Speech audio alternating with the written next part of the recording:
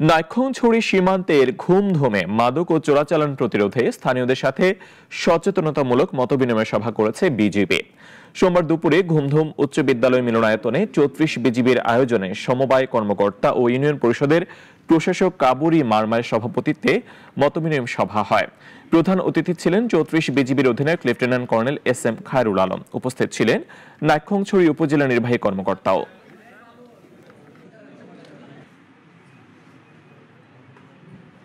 আমার দেশের সার চলে যাচ্ছে পাশের দেশে, সেই সার দিয়ে তারা ফসল ফলাচ্ছে, তাদের পুনর্ভুক্তি হচ্ছে, তারা বলিয়ান হয়ে একদিন আপনার সাথে যুদ্ধ করবে। তার বিনিময়ে কি পাচ্ছি আমরা? ইয়াবা, সিগারেট। আমি ভালো জিনিসগুলো দিয়ে দিচ্ছি, তার বিনিময়ে খারাপ জিনিসগুলো পাচ্ছি।